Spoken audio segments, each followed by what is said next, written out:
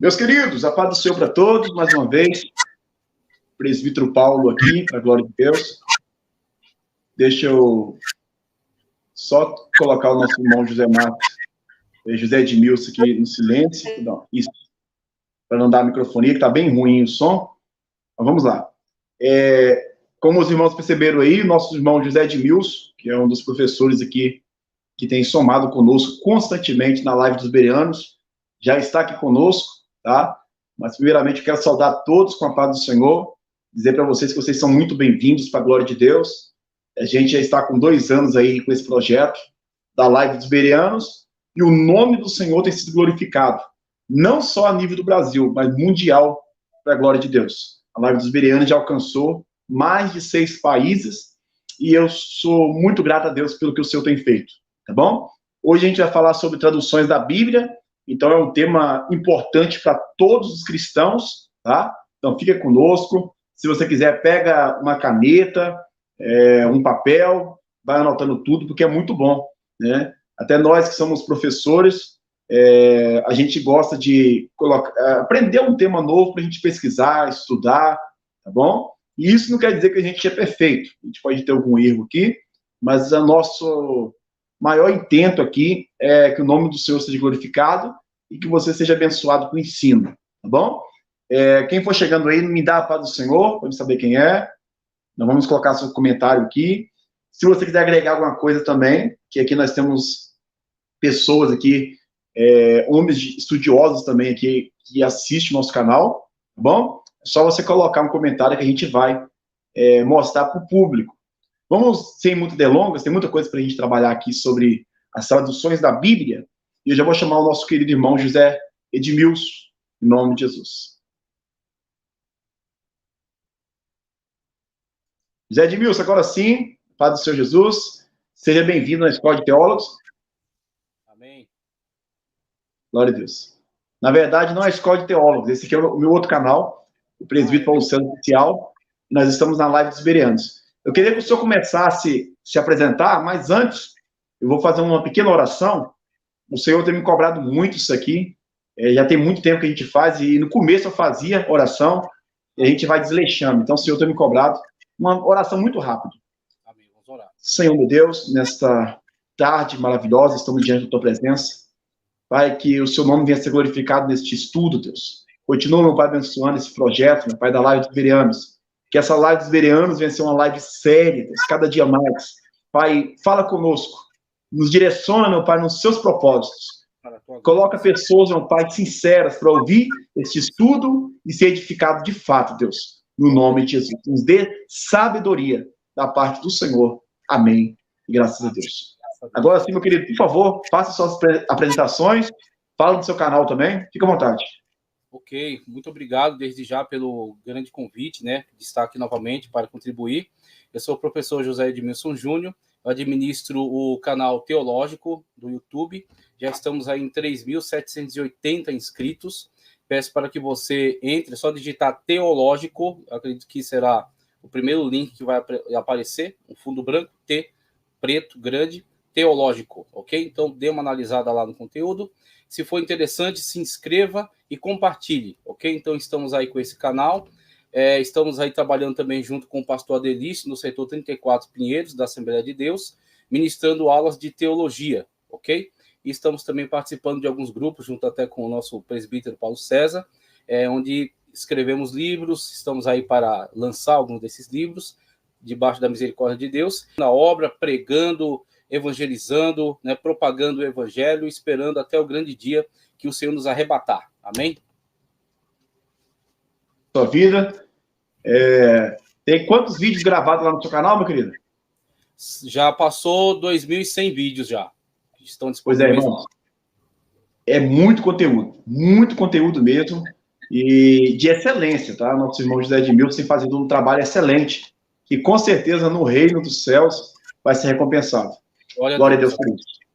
Amém. Irmão, vamos começar. A gente tem muita coisa para falar aqui sobre as traduções da Bíblia. Mas primeiro eu quero fazer uma pergunta para o senhor. Qual que é a importância, né, para todos os cristãos a aprender um pouquinho sobre a história da Bíblia em si? Amém. Ótima pergunta. Acerca da importância. Como a primeira pergunta é acerca de importância, eu quero já trazer aqui um conteúdo que pode ser muito útil sobre diferenciação. Porque muitas das vezes a gente pergunta para a pessoa quais traduções você tem da Bíblia para você fazer o seu estudo comparativo. E a pessoa fala, eu tenho Genebra, eu tenho Pentecostal, e aí falam sobre Bíblias comentadas. E a pessoa acaba confundindo Bíblias comentadas com traduções bíblicas, ok? Então pode ser que diferentes Bíblias comentadas usem uma mesma tradução. E aí, quando falamos acerca de tradução, estamos falando acerca do trabalho que foi exercido para trazer o texto das suas línguas originais para a língua portuguesa, para a nossa língua vernacular, ok? Então, temos sempre que diferenciar traduções de comentários. Aí o comentário é uma equipe com determinada linha teológica que se dedicou a analisar aqueles textos e contribuir com aquelas notas de rodapé ou até outras ferramentas que estão inseridas. Então, rapidamente, só para mostrar, você tem, por exemplo, aqui, ó.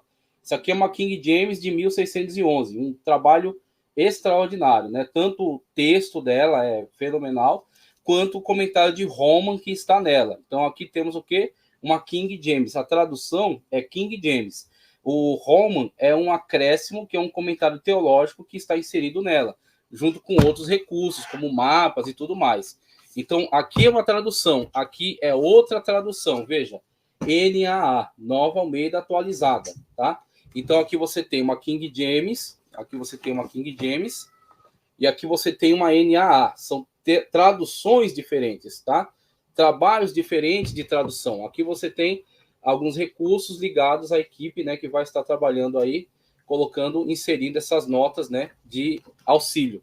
Mas aqui você tem, por exemplo, uma versão King James, uma versão Nova Almeida atualizada, então partindo ali da tradição do texto de Almeida Ferreira, tá certo? João Ferreira de Almeida, eles vão atualizando devido à mudança no próprio idioma. Então a língua, ela é viva, então ela vai mudando, ela vai incorporando neologismos. Então, muitas das vezes, uma tradução, se nós pegássemos aí uma tradução de 1800, 1700, o português que está nela, muitas das vezes, seria quase incompreensível, devido aos termos que estão ali aplicados. Então, ela vai sofrendo atualizações, ok? Para que possa acompanhar a linguagem na sua época. Mas ela obedece a uma determinada estratégia de tradução, vamos dizer assim, né? A gente pode falar sobre equivalência formal e equivalência dinâmica, sendo equivalência formal a tentativa de tradução palavra por palavra, tá certo? Então, tentar manter a estrutura mais próxima possível do original.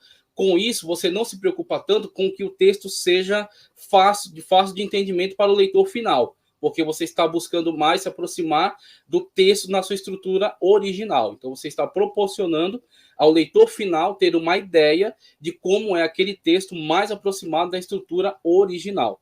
Enquanto que a equivalência dinâmica, ela vai entender a ideia e, em cima da ideia, ela vai traduzir buscando a facilitação do entendimento, que é um passo, e um passo além desse já temos as paráfrases, que aí podemos falar de Bíblia Viva, a NTLH, a NTLH não chega a ser uma paráfrase, mas a Bíblia Viva e a Bíblia Mensagem. Aqui, por exemplo, a outra Bíblia, Defesa da Fé, né, que tem um comentário de cunho apologético, é Almeida Revista e Corrigida. Aquela outra que eu mostrei é Almeida Revista Atualizada.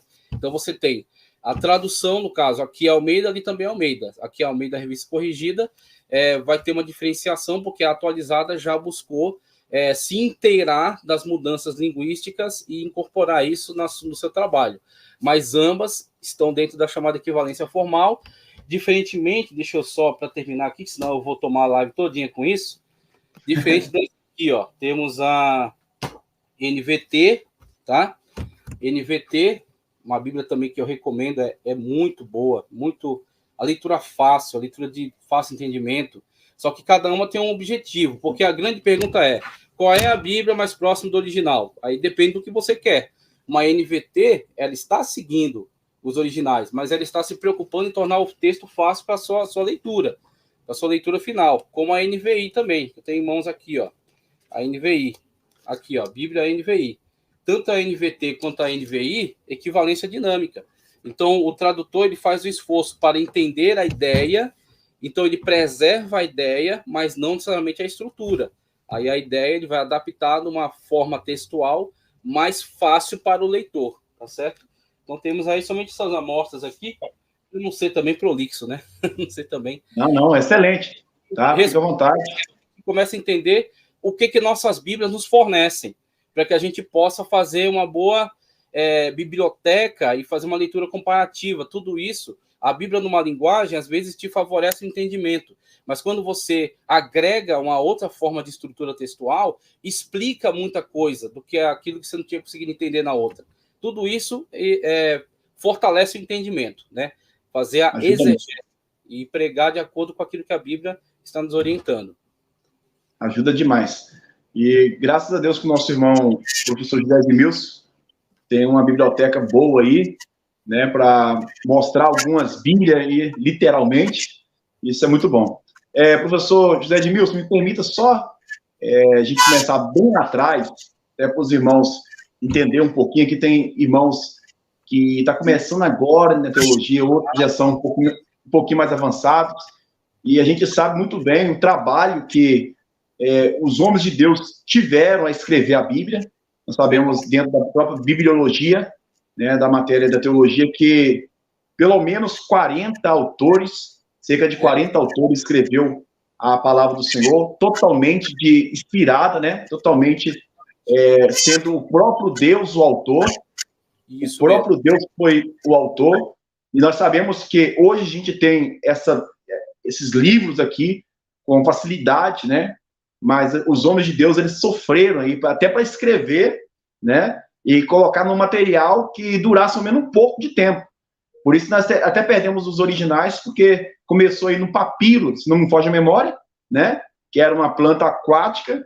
Com o passar dos anos, foi colocando um material um pouquinho mais resistente, que é pele de animais, né? E aí foi passando de geração em geração esse processo aí de perseguição contra os santos de Deus. Só que a palavra de Deus, ela não passa, né? Tudo passará, a ira passou, e ainda tem ira, mas, para a glória de Deus, o Senhor tem preservado a palavra do Senhor e zelado para cumprir cada vírgula. Glórias a Deus por isso. E aí eu queria que o senhor começasse, eu até disse para o irmão que eu também separei alguns aqui, talvez o seu irmão não falar, até porque o assunto é muito abrangente, é muito conteúdo, e não dá para trabalhar em uma hora só. Antes do senhor começar, tá? Eu queria só ler um comentário do nosso querido irmão que já está participando. Quem quiser participar, dá a paz do Senhor, curta, tá? Curta, porque vai sair muita coisa boa daqui. Curta, comente, se inscreva no canal. Nosso irmão Francisco Neto está dizendo: graça e paz, amados. Eu estou estudando atualmente o grego. Hoje entendo a complexidade de traduzir um texto bíblico.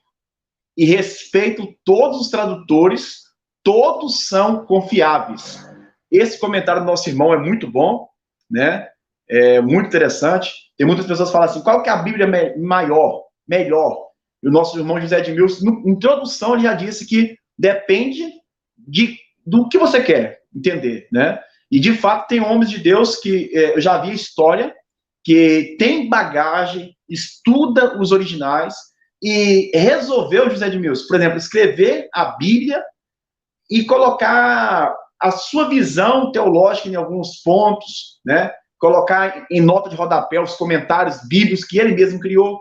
Isso também acontece, como, por exemplo, a Bíblia Dark, por exemplo. Vamos lá. E falando da Bíblia King James, eu estou ansioso para me chegar aqui nas minhas mãos. Eu comprei ela ontem. Muito linda essa Bíblia. Eu estou só com a Bíblia aqui, a Thompson, está bem antiguinha já. E aí eu resolvi comprar também a King James. Vamos lá. Por favor, José Edmilson, vamos começar falando um pouquinho. As primeiras Bíblias, né? Lá no começo, as primeiras traduções. Pode dar uma pincelada para nós, meu querido? Ótimo. Então, é interessante que você colocou sobre essa possibilidade de alguns irmãos se lançarem nessa tarefa, né, de fazer uma tradução e implementar um comentário, né? Só um pequeno parêntese disso aí.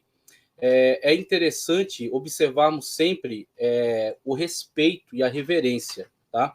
A reverência pelo texto que foi preservada ao longo de muitos séculos, quiçá milênios. A reverência ao texto que foi revelado por Deus, que foi entregue por Deus aos homens. Então, Cyrus Scofield teve uma ideia excelente de inserir notas de rodapé abaixo do texto bíblico. Então, o texto bíblico passa uma linha e abaixo vem um comentário que pode contribuir no entendimento daquele texto. Tudo aquilo que subir essa linha e tentar se inserir no texto é de uma heresia, é de uma blasfêmia terrível, porque aquele texto é intocável, não pode ser alterado, não pode ser tirado, nem acrescentado, tá certo? José, então é interessante cuidarmos sempre disso aí. José Edmilson, pela fala do senhor, só para a gente, eu sei que o senhor sabe muito bem, existe inclusive Bíblias que fazem isso hoje, né? Que traduz e tira muita coisa, né? Você tem a Bíblia Novo Mundo, da Testemunha de Jeová, que infelizmente adulteram, mesmo eles tendo algum conhecimento do grego, inclusive eles têm lá uma interlinear deles, né, do grego, mas eles muitas das vezes desrespeitam as regras por eles mesmos conhecidas, que estão dentro dos seus materiais de estudo, podem ser pesquisadas, em detrimento de uma teologia, é a chamada exegese. Exegese é extrair do texto ao seu sentido e nos submetermos a ele. Exegese é incutir no texto. Então temos aí essa Bíblia, a tradução Novo Mundo, a Testemunha de Jeová, e tem também uma Bíblia Clearword dos Adventistas, que também já tenta inserir a ideia de que Jesus Cristo é o Arcanjo Miguel. Então eles fazem essa paráfrase, que na verdade não é só uma paráfrase, é uma adulteração da verdade bíblica. E aí, partindo para a questão levantada sobre início da tradução, uma diferenciação necessária a se fazer é entre cópia e tradução, tá? Então, quando falamos acerca de inerrância, estamos falando acerca de autógrafos. Os autógrafos, diferentemente daquele papelzinho que o pessoal coloca atrás do Neymar, para fazer ele assinar, né? Autógrafo é o texto que saiu da mão do autor. Inclusive, eu gosto de dizer que a Bíblia tem mais de 40 escritores, mas um só autor, que é o Espírito Santo de Deus que conduziu esse processo ao longo de pessoas que viveram em contextos diferentes, em camadas sociais diferentes, em épocas diferentes, mas que todos eles escrevendo, subordinados a um só autor, produziram um material concatenado. A Bíblia Sagrada é um material que está concatenado, que trabalha de forma como um relógio, trabalha de forma unida, tá certo? Então temos aí os textos conforme foram sendo revelados, que foram colocados, por exemplo, em tábuas. E antigamente você tinha lá, foram descobertas em Ugarit, em Ras Shanra também, em outros lugares que não me recordo agora, estava com o nome na cabeça, esqueci. Mas em Mari, na Síria, Nínive, foram descobertas bibliotecas da antiguidade que tinham tábuas de argila, onde os textos eram gravados na tábua. Então você tinha tábuas de argila, no caso do Antigo Testamento, as leis foram gravadas em tábuas, os 10 mandamentos, mas você tem toda uma continuidade que foi sendo preservada por materiais. Que materiais? Aí você fala sobre o papiro, por exemplo, essa planta aquática que era fatiada, ressecada, colocada de forma trançada, batida, raspada, até produzir o papiro, né, o papel da antiguidade, onde era suporte para o texto, né, que era ali colocado, inserido. Ali está o autógrafo, o texto que saiu da mão do autor, sobre o qual, produzido debaixo da responsabilidade do Espírito Santo.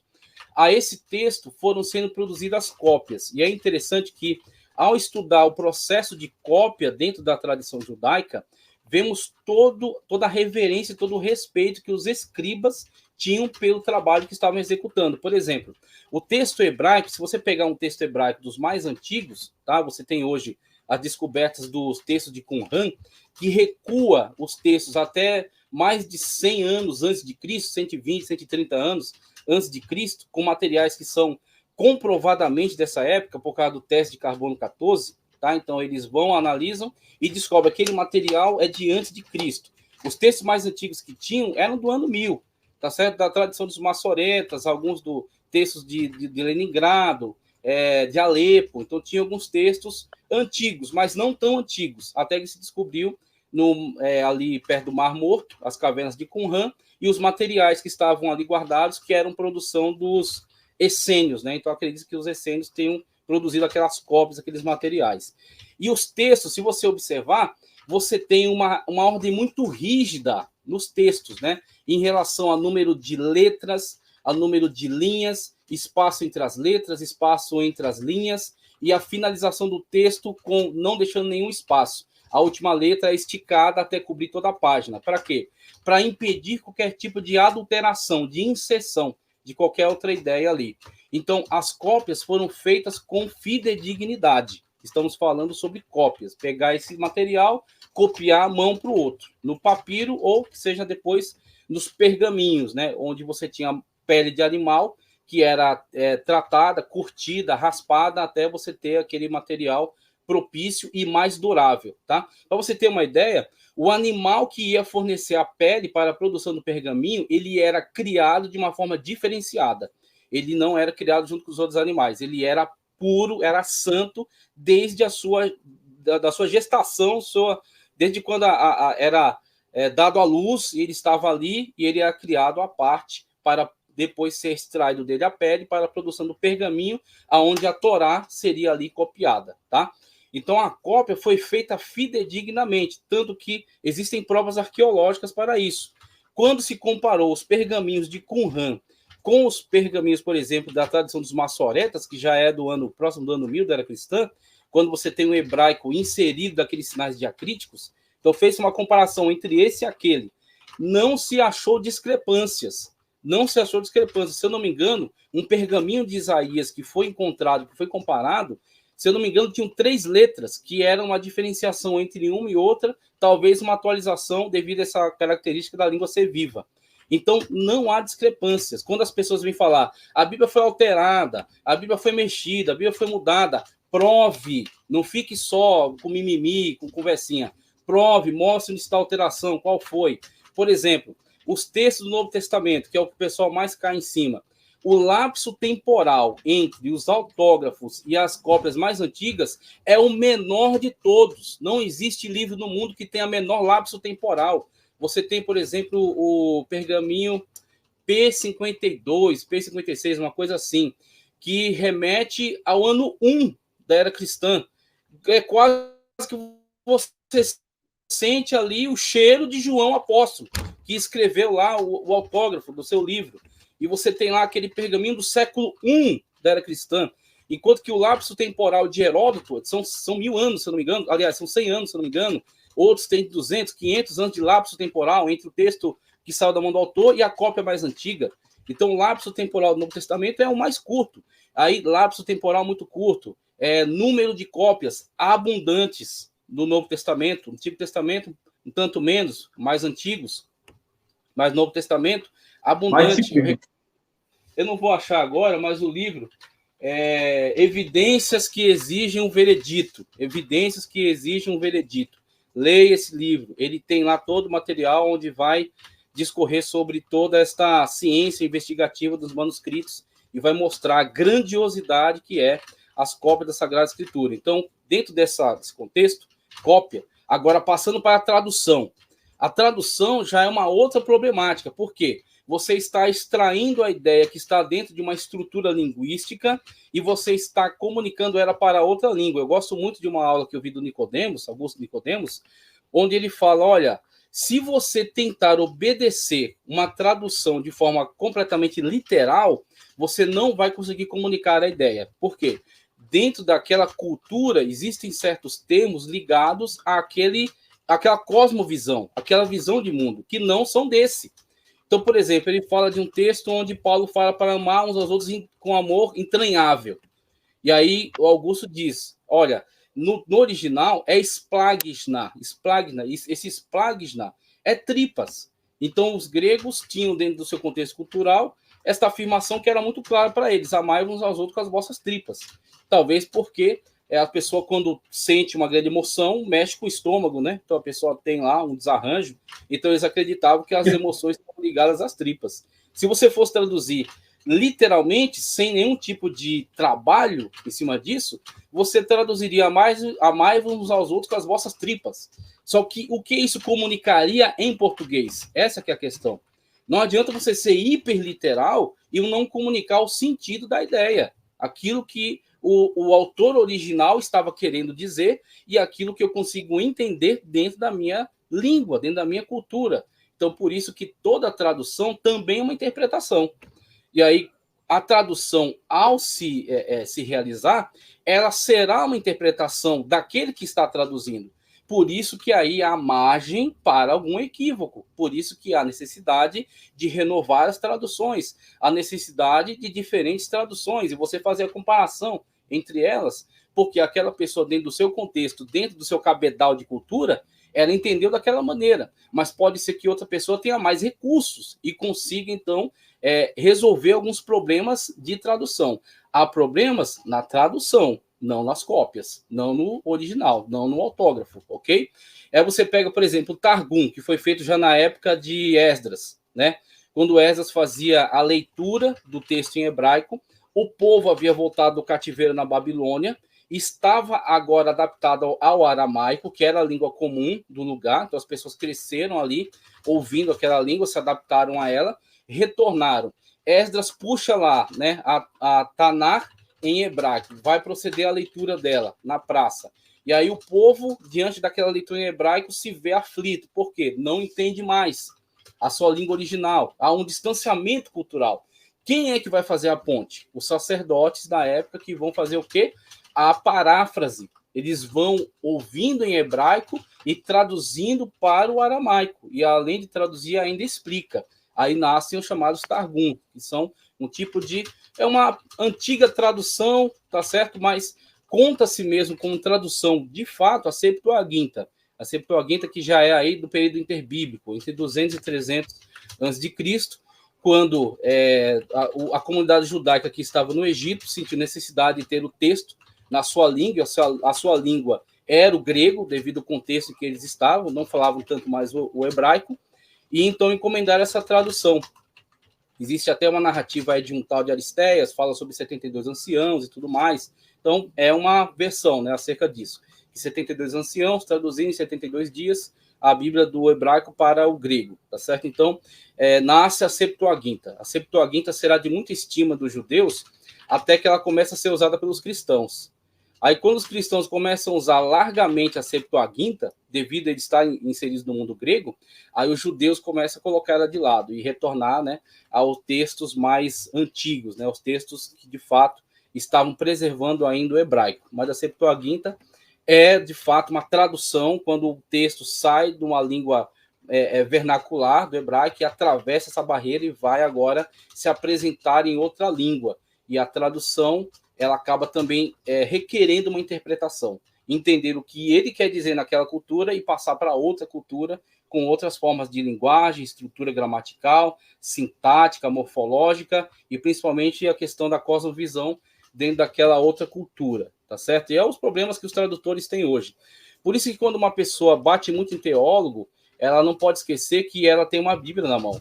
E para que ela tenha uma Bíblia na mão, alguém sentou na cadeira horas e horas, arrumou um problema na coluna, tá certo? Deixou de fazer um monte de coisa interessante e foi lá trabalhar na tradução, como, por exemplo, João Ferreira de Almeida, que na sua adolescência, tá certo? Quando se converteu ao protestantismo, entrou nesse trabalho de tradução da Sagrada Escritura para o português. Entrou nessa grande tarefa aí e nos entregou um trabalho extraordinário, que é a Bíblia Almeida Revista e Corrigida, né? Que, aliás, a corrigida que está hoje, mas a tradução de João Ferreira de Almeida, tá? Então, só dando esse salto aí, porque senão vai esticar muito, aí vai se tornar cansativo, ok? Amém. Professor, e é interessante o irmão falando aí, e isso deve ser bem frisado mesmo, porque senão vem a falta de fé, as dúvidas, o respeito que as pessoas tinham, que os copistas tinham, que os rabinos tinham para traduzir, né, a consagração, porque eles sabem muito bem, esses homens aí, eles sabem muito bem como Deus agia, por exemplo, no Antigo Testamento, né, a santidade que tinha que ter, por exemplo, para entrar no templo, e etc. Então, esses homens de Deus, eu também já estudei sobre isso e percebi que cada letra ali do alfabeto, vamos dizer assim, hebraico e grego, eles faziam, contava um por um, para não perder nada, e com certeza em oração. E isso que, ao meu ver, os tradutores hoje da Bíblia, se quer realmente fazer um outro material, até atualizar algumas coisas, eles têm que ter o mesmo nível de temor, né? Não só o mesmo nível de ser acadêmico, mas o mesmo nível de temor e comunhão com Deus. Aí o senhor disse aí interessante sobre, por exemplo, a Septuaginta, e aí eu estava lembrando que esse período que o senhor mesmo disse, reiterou que ele já tinha falado, questão de 40 autores, né? Foi num período de 1.500 anos, segundo os estudiosos falam, um período de 1.500 anos para escrever toda a Bíblia, né? E aí você vê que muitas pessoas rebatiam, falando que pode conter erro, pode ter sido alterado alguma coisa. E aí, em 1947, né, nas cavernas de Qumran, acharam esses materiais que o irmão disse, em vários materiais que davam certinho o que já estava na antiguidade ali, pelos os religiosos, né, à risca. É muito interessante. Aí eu estava estudando aqui em casa, até para a gente trazer um material um pouquinho robusto para os irmãos, e aí eu estava percebendo, se o senhor, vou até colocar o áudio do senhor aqui, se o senhor quiser falar alguma coisa sobre isso, que teve um rei, né, lá na Alexandria, rei do Egito, chamado Ptolomeu Filadelfo. Foi ele que teve a ideia de colocar uma Bíblia em grego na biblioteca de Alexandria, em cerca de 250 a.C., e aí ele convocou 72 rabinos, homens estudiosos, para traduzir aí a Septuaginta. Por isso que chama 70, Septuaginta, né? Interessante. 70. Aí o irmão pulou aqui, mas eu quero falar um pouquinho sobre ela também. Aí depois eu vou passar a palavra para o irmão. Teve um papa também, chamado São Jerônimo, em 405 depois de Cristo, a Vulgata. Que essa Bíblia é muito conhecida, e aí ele fez a Vulgata Latina, né? Ótimo, excelente. É porque a Septuaginta é pro grego, né? Isso, são para o grego. Ótimo. Transliterada para o grego, irmãos. Agora, essa Vulgata Latina já é para a tradução latina, né? Latim, isso mesmo. Em 405 depois de Cristo. Aí depois, outro interessante, professor José Edmilson, aí eu vou passar para o irmão, foi o famoso puritano, grande teólogo chamado John Wycliffe, né? Que ele traduziu para a língua inglesa, tá, irmão? Traduziu para a língua inglesa. Aí depois, veio o Martinho Lutero, em 1520, né? Martinho Lutero, já com a imprensa na Alemanha, ele traduziu ali o primeiro livro da imprensa na época de Martinho Lutero foi a própria Bíblia. Glória a Deus por isso. Quer agregar mais alguma coisa? Fica à vontade, meu irmão. Ainda bem que você lembrou do São Jerônimo, exatamente. Inclusive, eu até li no livro O Cânon da Escritura, de F.F. Bruce, ele falando que, assim, graças a Deus que São Jerônimo não virou papa de verdade, né, para ficar lá na cadeira, cuidando de coisas políticas, porque senão teria perdido a oportunidade de legar à humanidade esse grande trabalho que é a Vulgata. A Vulgata não é brincadeira. Havia já as traduções Ítala, né, que circulavam na época, mas é de 400 depois de Cristo, uma coisa assim. Eu sou ruim com data, mas acho que é 400 da era cristã. E essas traduções Ítala, elas tinham muito regionalismo dentro dela, então dificultava a leitura de outros ambientes. Então pediram uma tradução mais profissional. Foi quando Jerônimo ele vai para a Palestina, eu acho que fica morando em Tiberíades, se não me engano, e ele aprende o hebraico com os judeus, e ele sabia já o grego, então ele vai basear a sua tradução para o latim, que vai ser chamada Vulgata, ou versão comum, né, versão vulgar, não no sentido de ser inferior, mas de ser comum, né, a tradução para todos. Ele vai basear a sua tradução da Vulgata no grego e no hebraico. Então, quando eu digo isso, por que isso é uma informação relevante? Porque o hebraico, na época em que ele está trabalhando na tradução da Vulgata, não era estimado pelos teólogos da igreja. Eles valorizavam apenas o grego devido à Septuaginta. E o hebraico é a língua dos judeus. Eles tinham um certo antagonismo, né? Então houveram muitas perseguições aos judeus. Então meio que eles desprezavam essa questão do hebraico. Eles recorriam à Septuaginta direto, que era o texto majoritariamente usado pela cristandade. Agora, Jerônimo teve uma visão de ir além. Ele falou, quando esse texto for escrutinado, for verificado, se esse texto ele tiver como base também o hebraico, isso fortalece a sua autoridade, porque a Bíblia foi escrita em hebraico e não em grego. Então, ele se empenha na tarefa de aprender o hebraico e ele faz a tradução da sua Bíblia, a Vulgata, tanto partindo da Septuaginta do grego, quanto do hebraico para os originais do Antigo Testamento.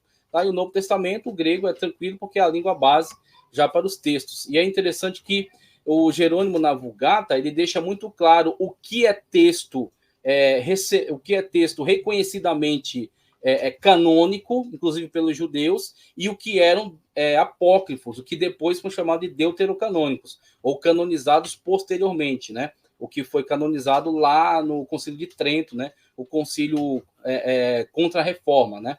Então, depois eles vão lá e canonizam um monte de textos que todo mundo já sabia que era apócrifo, não era segredo para ninguém. Simplesmente eles traduziam e mantinham no corpo do texto posterior aos textos canônicos reconhecidos pelos hebreus. Eles mantinham isso no final da Bíblia como leitura útil. Era uma leitura interessante, uma leitura útil. Como o Novo Testamento teve lá os seus livros de leitura útil. Teve, por exemplo, o Didaquê.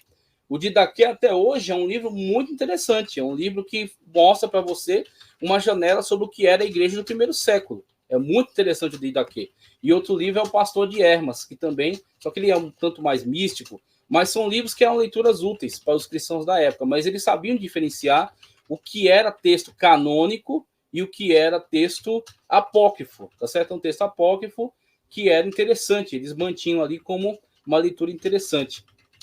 Mas você citar essa questão do Jerônimo, não podia passar batido. Uma tradução muito importante, a Vulgata. Muito conhecida, né? E uma das provas incontestáveis, igual o irmão disse aí, bem frisou, em questão das pessoas falar, mas não ter prova, só do Novo Testamento teve mais de 5 mil cópias. Muito bom, muito conteúdo. Exatamente. E todos para aumentar aí a nossa fé, realmente é Deus que preservou as Escrituras. Professor Edmilson, tem uma pergunta para o irmão, e eu sou só aluno aqui para aprender contigo aqui também. O nosso irmão Francisco está fazendo a pergunta. Professor José, há alguma diferença da Bíblia Septuaginta, estudo carpência, hebraica, com a Taná? Ótimo, ok. O que você tem é o seguinte, a Taná, quando nós falamos sobre Taná, é um acróstico, tá?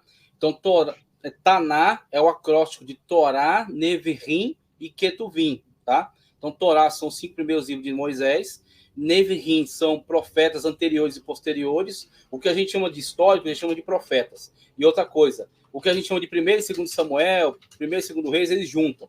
Então, Samuel, Reis, Crônicas e profetas, aí profetas posteriores, Isaías, Jeremias e Ezequiel, e os profetas menores juntam num profeta só. Então, fica lá os 12 profetas num livro só. Por isso que o cânon hebraico dá 24 e o nosso cânon dá 39 para o Antigo Testamento, porque eles juntam. É o mesmo volume de texto, mas eles juntam vários livros, tá? E aí, Taná é isso. Taná é o acróstico de Torá, Nevirim e Ketuvim são os livros históricos para eles, tá? Que são... A Bíblia deles termina com 2ª de Crônicas. É diferente a estrutura, né? A forma como é construída. O que é a Stuttgartésia? A Stuttgartésia é uma preservação que foi feita posteriormente desses textos mais antigos.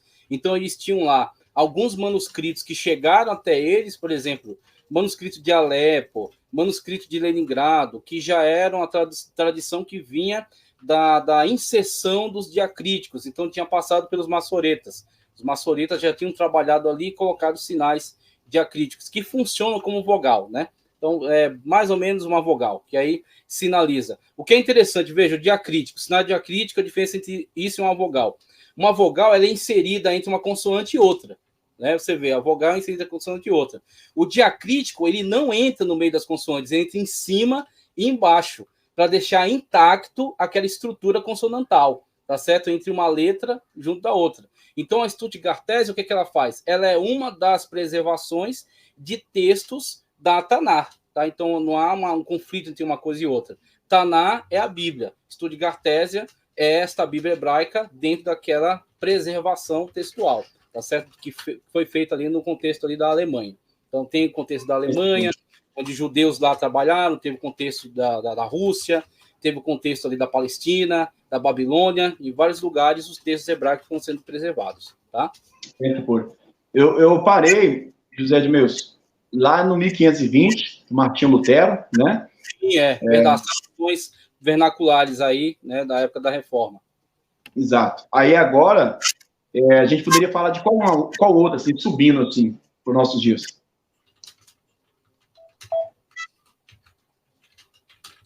Eu separei uma aqui. O senhor sabe mais alguma? Depois de 1520, vindo para cá? Que agora vem aqui em James, né? Ok, exatamente. Então você tem, você falou sobre a primeira impressão, que foi a de Gutenberg, da Bíblia de Gutenberg, né? Que foi impressa quando a imprensa surgiu. Aí você tem a tradução que Martinho Lutero fez para o alemão, Wycliffe fez para o inglês, depois Tyndall também faz uma tradução para o inglês, né? Aí você tem, inclusive, até queria mostrar, não sei se está perto de mim aqui, a Reina Valera, foi um trabalho muito interessante, próximo da Reforma, que foi feito na Espanha. Então, esses dois tradutores trabalharam, eles são padres que se converteram ao protestantismo e empenharam essa tradução, que é muito boa lá na Espanha, foram perseguidos por isso, mas chegou para nós aí, essa tradução de Reina Valera, aqui, ó. Essa aqui é uma delas, a tradução de Reina Valera, tá? Então, é um texto muito bem traduzido, muito bem feito. Foi feito dentro desse contexto espanhol. Então, a gente pode falar dessa tradução. Teve também a chamada Bíblia de Jerusalém, tá? Trabalho também muito bem feito, muito bom. Uma tradução que foi feita com esmero, com capricho. E a gente pode chegar aí, acredito, já na tradução 1600... Deixa eu pegar aqui a data, que eu sou ruim com data. E 3. 1654. 1654, por exemplo, você já tem a tradução para o português, a tradução aí de João Ferreira de Almeida, que trabalhou aí primeiro no Novo Testamento, indo do Antigo Testamento até Ezequiel. Então, ele consegue ir até Ezequiel, dali ele falece, e é completada a tradução por uma pessoa cujo sobrenome era Acker. Eu vou tentar encontrar aqui o nome dele inteiro, que é um nome esquisito, mas o sobrenome era Acker. Mas acredito que desde essa tradução de Lutero, tá certo? As antigas, né? Septuaginta, Vulgata, depois na Reforma, Lutero,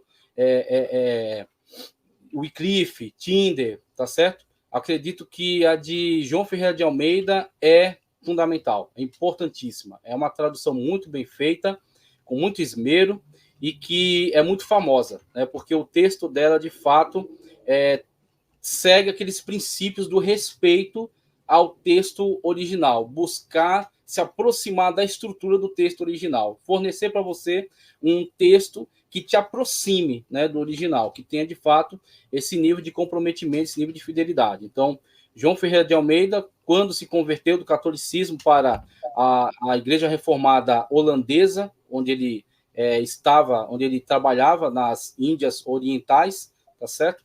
Ele, de fato, se empenhou nesse trabalho e nos entregou uma joia, nos entregou, assim, uma preciosidade, que é a tradução de João Ferreira de Almeida, e essas atualizações, né? Chegando até a NAA, que está aí, Nova Almeida atualizada, ok?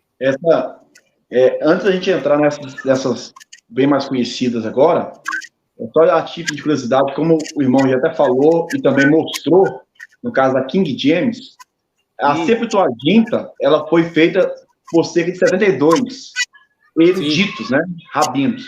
Agora, a nível de curiosidade dos irmãos, já que a gente está falando sobre tradução da Bíblia, tem essa King James, que é a versão do Rei Tiago, feita por 54 eruditos em 1603. Ótimo. Em 1603.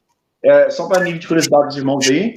E outra coisa que é muito interessante, que eu não sabia, ao estudar, para a gente dar essa pequena aula aqui, eu aprendi, José Edmilson, é a questão que o João Ferreira de Almeida, já que nós estamos trabalhando sobre ele se converteu ao cristianismo, parece, lendo um panfleto. Isso. Aí ele se converteu, e com 14 anos de idade, ele se converteu, virou missionário. Olha para vocês verem, irmãos. Ele virou missionário, então, ativo na obra de Deus. E aí, ele escreveu na Indonésia. ele, fazendo missão na Indonésia, começou a escrever a palavra de Deus. Rapidamente, ele escreveu o Novo Testamento. E quando ele começou a escrever o Antigo Testamento, como nosso irmão Edmilson já disse aí, ele morreu quase terminando, ou terminou, não sei, Ezequiel. E aí os seus amigos terminaram o projeto do Antigo Testamento, mas colocou o nome dele como tradutor. É isso mesmo, meu querido? Exatamente. O trabalho, ele se dedicou durante muitos anos de sua vida a esse trabalho, de uma forma bastante esforçada. Inclusive, a primeira tradução que ele fez do Novo Testamento, manuscrito, né? Então não havia um recurso na época, manuscrito, e ele enviou para ser publicado, enviou primeiro para um governador do Sri Lanka, se não me engano, que hoje é uma ilha que está abaixo da Índia, chamava-se Ceilão na época. Ele despachou para a Holanda para ser publicado, mas parece que o editor que ficou encarregado faleceu e aquele material se perdeu. Então, depois solicitaram para ele uma cópia. Então, baseado em alguns textos, né, algumas anotações que ele tinha, ele trabalhou de novo em cima daquilo ali, melhorou, né, aquela tradução e despachou de novo. Então, o trabalho que João Ferreira de Almeida teve, depois da sua conversão, como você mesmo já colocou, ele estava viajando, ele nasceu em Portugal, e ele viajando para as Índias Orientais, o território que hoje é conhecido como Indonésia, Malásia. Então, ele viajou por esses lugares, se converteu lendo esse panfleto, tá certo? Que denunciava aí os erros da Igreja Católica, e ele abraçou a fé de uma maneira tão profunda que ele entregou sua vida em sacrifício, porque o que é um tradutor, se não alguém que entrega sua vida num sacrifício vivo? Já parou para pensar o que é você se enclausurar num lugar e trabalhar ardorosamente para efetuar uma tradução? Você já olhou para o tamanho dos livros de Gênesis, Êxodo, Levítico, tá certo? O tamanho dos livros dos profetas, Isaías, Jeremias, Ezequiel. Tenta aí, faz um teste, começa a tentar copiar, pega um caderno do lado e vai copiando esses textos aí. É um trabalho, de fato, colossal, é um trabalho hercúleo. E a pessoa vai e dedica a sua vida num trabalho que vai legar para aqueles que virão adiante um material ímpar, um material fundamental. Enquanto nós pregamos hoje a pessoa bendita do Senhor Jesus Cristo, a salvação, evangelizamos pessoas nas ruas, fazemos trabalhos educacionais nas igrejas, estamos lá com a Bíblia de João Ferreira de Almeida, tá certo? O cara que entregou bons anos da sua vida nesse trabalho que foi difícil, muitas das vezes, como Jeremias teve essa experiência já, né, de escrever uma carta, mandou para o rei não se agradou do negócio, queimou. Aí Deus foi lá e disse, escreva outra e ainda maior agora, vai acrescentar outras coisas ainda. Ele também passou por essa difícil experiência de ter seu material perdido, mas ele foi lá, trabalhou, fez outra, melhorou, tá certo? Aprimorou o material e conseguiu, de fato, ter esse êxito, né? E como você falou, ele não conseguiu chegar até o final do cânon, não chegou até Malaquias, mas chegou até Ezequiel, e sendo concluída a obra, foi atribuída a ele com justiça, né? Com justiça foi atribuída a ele. E só foi publicado cerca de 100 anos depois da morte dele, né? Cerca de 100 anos depois. Em 1819. Muito interessante, muito interessante. Meu querido, agora vamos, já que a gente já está no final da live, também pegamos aí um pano de fundo histórico sobre a tradução da Bíblia. Eu queria que o senhor falasse agora um pouquinho sobre as Bíblias de hoje, né? Parece que o Luiz Saião, se não me engano, ele dizendo que tem pelo menos 9 traduções para o português. Eu queria que o senhor falasse um pouquinho sobre elas, qual você gosta de usar para pregar, não sei. Fica à vontade. Muito bom. Inclusive, Luiz Saião, eu assisto tudo que ele grava, viu? Então, recomendo. Um grande biblista. Cara, um grande biblista. Falar sobre um pouco das Bíblias de hoje, e primeiro, deixa eu falar um pouco sobre esses materiais aqui. Ó. Eu conheci esses materiais e eu fiquei estupefato com eles. Veja, falando sobre as Bíblias de hoje, passa por aquilo que a gente falou, né? Sobre diferentes estratégias de tradução. Equivalência formal, tentando respeitar a estrutura dos textos originais. Então, olhando mais para a estrutura do original. E textos de equivalência dinâmica, preservando a ideia dos originais, mas buscando adaptar para uma forma mais compreensível, facilitando a leitura da atualidade. E, além disso, as Bíblias chamadas paráfrases, que é onde você aproveita aquela ideia geral do texto, mas você não vai se manter fiel à estrutura do texto. Você vai buscar a maior facilitação possível. Então, vai começar a se afastar da estrutura textual, mas respeitando a ideia geral que está presente ali. A paráfrase, eu gosto de dizer que é como você pegar um livro e falar, olha, eu não estou com tempo de ler, lê e diz o que você entendeu. Então, a paráfrase, claro, é um exemplo bem, bem por baixo, tá? Não é bem assim, mas eu gosto de colocar dessa maneira para mostrar o afastamento, né? Então, o risco é muito afastamento em relação aos textos originais. Mas as paráfrases, algumas delas, por exemplo, a Bíblia Viva e a Bíblia A Mensagem, são trabalhos que são feitos com responsabilidade. Tudo isso porque eu queria falar disso aqui, ó, Bíblia textual, tá? Bíblia textual e essa aqui, ó, LTT, tá? Bíblia, leitura do texto tradicional. Leitura do texto tradicional. Essa Bíblia se propõe, essa LTT, a ser uma forma do texto Receptus, tá? Uma forma traduzida do texto Receptus. O texto Receptus pega diferentes famílias textuais. Então, como eu falei, existe uma abundância de manuscritos do Novo Testamento, mais novos e mais antigos, tá? Então, o texto Receptus, o que é que faz? Ela vai olhar para a maior parte de textos possíveis, tá? Os textos Receptus, né? Texto recebido. Então, ela vai pegar essas grandes famílias de texto e vai aproveitar e construir o seu texto a partir delas. Então, ela vai incorporar textos de diferentes tradições, né? Textos que foram preservados em diferentes lugares, por exemplo. Essa aqui já é a Bíblia textual. O que é a Bíblia textual? A proposta dela é ser o chamado texto crítico. O que é o texto crítico? Ele vai analisar essas diferentes famílias de textos, né, de manuscritos que estão aí presentes ainda hoje, e vai analisar entre eles, tentando filtrar, muitas das vezes, aquilo que eles entendem que foi uma repetição, ou um texto que foi preservado em poucos manuscritos, que não é favorecido pela maioria dos manuscritos. Então, ela vai sofrer um trabalho da crítica textual, tá? Então, a crítica textual trabalhou sobre esses manuscritos e viu, dentre o texto que é analisado, aqueles textos que têm mais comprovação, que têm mais manuscritos, e a qualidade desses manuscritos, a partir dessa análise, eles, então, entregam esse texto aqui, tá certo? Que é a proposta aqui da Bíblia textual, tá? Eu falei disso só para mostrar essas diferentes ferramentas aqui. Nós temos uma abundância de ferramentas, viu? Você pode louvar a Deus, agradecer a Deus, porque estamos aqui nesse país onde o evangelho ainda é pregado com liberdade. Claro que a perseguição já está começando, mas temos uma abundância de material, tá? Temos uma abundância de material. A gente tem que, de fato, se debruçar sobre eles e aproveitar. Veja, olha as traduções, ó. Nova versão internacional, né, que é equivalência dinâmica. Nova tradução na linguagem de hoje, que para mim já era uma paráfrase, mas na verdade eu vi lá alguns teólogos colocando como tradução dinâmica também, equivalência dinâmica. King James, que já é equivalência formal, já segue aí semelhante ao trabalho que foi feito por João Ferreira de Almeida, mas no caso aí, como o próprio presbítero Paulo César já falou, feito dentro dessa equipe, né, do rei Tiago, tá certo? Então, dentro daquela equipe, eles trabalharam essa tradução para o inglês, seguindo esse propósito de equivalência formal, tentando se preservar ao máximo a estrutura do texto original. Então, temos aí a King James e a Almeida, João Ferreira de Almeida, trabalhando dentro desse viés da equivalência formal. E aí você vai, a Almeida Revista atualizada, devido à questão da mudança de linguagem, incorpora, então, os neologismos. Não gírias, tá? Mas incorpora a nova estrutura da linguagem, tá? Almeida atualizada, Almeida corrigida, que já é um texto mais arcaico, vamos dizer assim, um pouco mais antigo.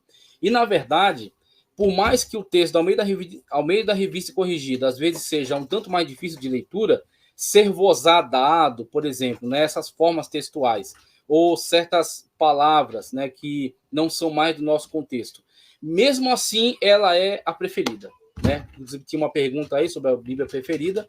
Mesmo assim, ela é preferida, e acredito que devido à formalidade do texto. Então, as pessoas que estão tendo contato com a Sagrada Escritura estão tendo contato com o sagrado. Então, se você tem contato com o sagrado, você requer um nível, né, de formalidade, um nível de reverência. Então, você olha para o meio da revista corrigida e você enxerga isso. Você enxerga esse nível de formalidade, de reverência. O que você começa a estranhar um pouco da NTLH. Você começa a estranhar um pouco até da NVI. Então, a NVI e a NTLH, ela é muito boa para você ter no escritório, para você estudar. Mas se você levar uma NVI para a igreja, a sua leitura vai ser truncada, porque você vai ler de uma forma e a Bíblia, que a maioria dos irmãos tem, vai estar de outra forma. Então, geralmente, mesmo que a pessoa goste muito da NVI, ela leva para pregar uma Almeida Revista Corrigida. Eu levei uma NAA, e às vezes já deu conflito, os irmãos já, nossa, mas está diferente, por quê? Essa questão dessa mudança. Então, aí, Almeida Revista Corrigida, a Mensagem, que é uma paráfrase da Sagrada Escritura, a nova versão transformadora, que é uma proposta da NVI, também segue a equivalência dinâmica. Bíblia Viva também é uma Bíblia paráfrase, tá? Aí vai a NAA, Almeida Atualizada, a King James, conforme eu já mostrei para vocês. Tem também a chamada tradução brasileira, e Almeida Corrigida Fiel, a chamada ACF. Então, temos aí essas propostas de tradução. Então, temos aqui, ó, traduções. Isso são as traduções, tá? Diferentemente das Bíblias comentadas. E aí você tem, para cada tradução dessa, incorpora um comentário. Genebra, um comentário calvinista. Aí vai, pentecostal, linha mais arminiana. E as diferentes propostas, né, que você tem aí. Muito bom. Outras propostas bem legais, que é essa aqui, ó, cronológica. A Bíblia cronológica é muito legal. Ela começa, por exemplo, com 1:1. No princípio era o verbo estava com Deus e o verbo era Deus. É porque, antes de tudo foi criado pelo verbo, sem ele nada que foi feito se fez. Então, esse é o primeiro versículo. Começa com João 1:1, a Bíblia em ordem cronológica, e ela vai seguindo, ela vai dando muitas datas, tá? E vai contextualizando muitos eventos. Então, eu gosto muito da cronológica. É uma Bíblia legal para você ter esse recurso, né, de tentar ver aquele texto de uma ordem, né, seguindo uma ordem cronológica. Muito bom. Pensa cura. Então só para a gente recapitular, fazendo um resumão, existe a questão das cópias dos originais, né? Aí, com o passar dos anos, veio as traduções para vários idiomas, né? Isso. E aí o senhor fez uma distinção muito boa aí da questão aí de ter as Bíblias comentadas também, né? A comentada. E aí tem um irmão aqui que você mostrou a Bíblia LTT, e aí ele está perguntando, poderia dizer sobre duas Bíblias? Foi bem antes do senhor mostrar. A Bíblia TEB e a Bíblia LTT. Futuramente pensa em comprar. Qual o propósito das duas para nós? Ah, sim. Ele perguntou da TEB? Ele queria saber um pouquinho sobre a LTT e a TEB. Ok. A TEB é o seguinte. Quando eu vi essa Bíblia aqui, inclusive, eu comprei numa promoção. Ela, na livraria, caiu da prateleira e arrancou a capa. Então, falei, é a minha chance. Eu fui lá e adquiri a TEB, né? Porque ela é cara, mas... a proposta dela é o seguinte, ela é uma proposta ecumênica, tá? Claro que a gente sempre olha com desconfiança para o ecumenismo. O ecumenismo é um tanto perigoso. Mas eu acredito que foi produtivo enquanto material. Vou produzir um material bom. A proposta dela é ser ecumênica no sentido de você ter estudiosos judeus, estudiosos de linha protestante e católica. Então, eles vão trabalhar dentro dos textos, não tanto no sentido de se harmonizar e virar uma coisa só, mas darem perspectivas, tá? Então, são perspectivas diferentes sobre diversos textos que são abordados. Então, ela é uma Bíblia muito completa, só que o que acontece? Quando você fala sobre essas traduções, como, por exemplo, a TEB, é como você está ensinando seu filho a se alimentar. Se o seu filho é muito pequeno, se ele tem só 9 meses, você não dá um peixe para ele comer, porque ele vai se engasgar com a espinha, tá certo? Então, o que você faz? Deixa ele crescer mais. Quando ele tiver mais maduro, aí ele consegue discernir, consegue separar. Como, por exemplo, alguns comentários da TEB, eles seguem a perspectiva da alta crítica textual, de certa teologia liberal. Então, ela aborda, por exemplo, a questão... esqueci agora o termo, mas aquela questão que trabalha sobre a Torá de Moisés a partir da perspectiva redacional, tá? Então, existem diferentes redações, né? A javista, eloísta, deuteronomista e sacerdotal. Então, existem diferentes redatores, né, para aqueles textos. Aí você pergunta para mim, mas o autor não é Moisés? Aí eles acreditam que Moisés não seja o autor de todo o texto, mas que ali há uma confluência de tradições. Então, esse tipo de estudioso está trabalhando aqui, ó, está trabalhando aqui dentro. Então, se você ler isso aqui, você engolir tudo do jeito que vier, você vai ter uma indigestão. Você precisa ter um discernimento para saber, olha, a mentalidade da galera que trabalhou aqui é essa, é uma teologia liberal, nessa perspectiva. Então, você vai ter que tirar a espinha, você vai ter que descartar a espinha e comer a carne, mas para isso você tem que ter maturidade. E aí a LTT, o que eu gostei foi a honestidade. Ó, por exemplo, vou pegar aqui, ó, só para você tentar ver uma página dela. Veja os recursos, ó. Tá vendo que tem coisas em vermelho? Tem coisas em vermelho, tem coisas grifadas, tá? Então tem coisas sobrescritas, tá? Subscritas. Esse monte de recursos que eles aplicaram aí é para tentar te fornecer algum material te dizendo, olha, esse texto está na maioria dos textos, que é onde está o texto em caixa alta, né? Texto normal. Quando você tem sobrescrito, tá em certas famílias textuais, mas não em todas.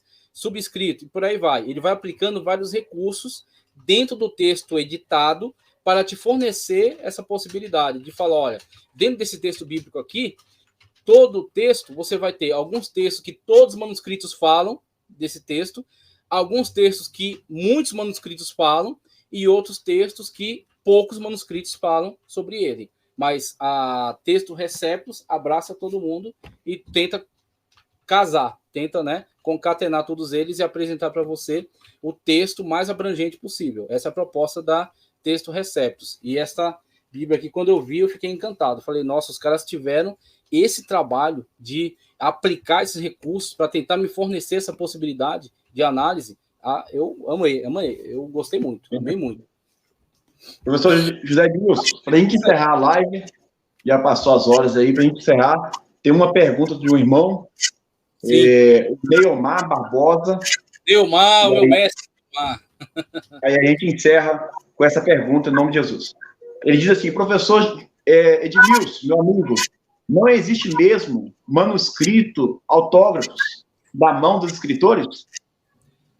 Foi bom em fazer essa pergunta, porque ela é boa para desmascarar, para desmistificar essa questão, tá? Então, inclusive, o senhor mesmo falou no começo da live sobre materiais, né? Então, os materiais, eles vão se degradando, tá? Eles vão se degradando, eles não são eternos, tá? Eles foram, inclusive, existem manuscritos que foram encontrados em Qumran que foram gravados em metal, foram gravados em folhas de cobre. Os caras tentando preservar, às vezes é uma legislação, uma regra do grupo, os caras vão lá e gravam em cobre. Por exemplo, os faraós gravavam nos monumentos, né, para tentar preservar aquilo o máximo possível. Então você tem as tentativas da antiguidade de preservar o maior tempo possível os seus textos, tá? E aí, para os textos bíblicos, você tem a problemática da degradação do material. Aquilo que foi feito em papiro se degradou mais rápido. Agora, como é que a gente resolve essa questão? Aquilo que foi falado no começo da live. A cópia é fidedigna. Quer prova? Manuscrito de Qumran. Você pega um texto que está distante entre os textos de Qumran e os textos massoréticos, 1000 anos. 1000 anos de distância entre eles. Você compara o pergaminho de Isaías de Qumran com o texto massorético, idêntico. Idêntico. Então, cara, você depois de ver um negócio desse, você vai dizer o quê? Os caras são fidedignos na cópia, meu irmão. Agora, a questão do papiro é o primeiro que estraga. O pergaminho também estraga, é pele de animal. Então ele vai se degradando e vira farelo. Inclusive, uma descoberta que teve foi as chamadas guenizá. O que é guenizá? A guenizá era um sarcófago, meio que um cofre, que as sinagogas tinham no exterior, no estrangeiro. Eles tinham um cofre em cima do lugar onde ficava ali a Torá, né? Onde o rabino fazia a leitura e a explicação, tinha um cofre ali. Por quê? Quando a Torá começava a se degradar, perder página, o material ficava muito desgastado, eles não jogavam fora, simplesmente. Eles tinham que esperar o momento que eles iam peregrinar para a Terra Santa para enterrar na Terra Santa. Então, para preservar os textos, colocavam na guenizá. No Cairo foi descoberta uma guenizá que tinha os textos mais antigos que eram com probabilidade dos textos massoréticos, que eram do ano 1000 da era cristã. Encontraram nessa guenizá do Cairo textos que recuavam bastante aí, que mostravam a fidedignidade do texto massorético. Até que quando achou o texto de Qumran, aí arrebentou a boca do balão. Aí, cada pá que o pessoal crava na Palestina, né, lá em Israel, e arranca de lá uma evidência, morre um crítico lá na escola liberal, na alta crítica textual e por aí vai. Então, a gente vai vendo que essas críticas ferrenhas que foram levantadas, desacreditando a autoridade da Sagrada Escritura, elas vão caindo por terra conforme as evidências vão surgindo, tá certo? Então, não tem autógrafos, mas tem as cópias fidedignas deles. E vai aparecendo constantemente, né? Exatamente. Cada um, esses profissionais na área da arqueologia têm achado coisas que prova claramente, incontestável, Deus seja louvado por isso. José Edmilson, quer agregar mais alguma coisa? Se não, faça as suas considerações finais, meu querido, por favor. Amém. Para não ser prolixo, né, que um pastor meu antigo, um pastor muito amado, pastor Paulo dos Santos, ele dizia: você é tão prolixo que as suas palavras foram prolixo. Então, a prolixidade ela acaba irritando as pessoas. Então, eu não vou mais acrescentar mais nada, só vou dizer para você o seguinte: tenha muito respeito pelo texto que você tem nas suas mãos. Muitos trabalharam sobre eles e Deus preservou esse texto aqui, não há dúvidas. Esse texto, a Bíblia Sagrada, é um milagre, era a profecia magna, tá? Então, quando você abre a Sagrada Escritura e o Espírito Santo de Deus está te usando para ministrar, essa é a profecia magna, ok? Então, nada pode superar a revelação do Senhor através da Sagrada Escritura. Então, somente deixe isso aí, o respeito pela Bíblia Sagrada, o trabalho que deve ser feito para as crianças aprenderem, decorarem, recitarem a Sagrada Escritura e o trabalho que deve ser feito em casa. Agradeço a rica oportunidade dessa live, peço para que visitem o canal teológico, nos dê um apoio lá para que nós possamos continuar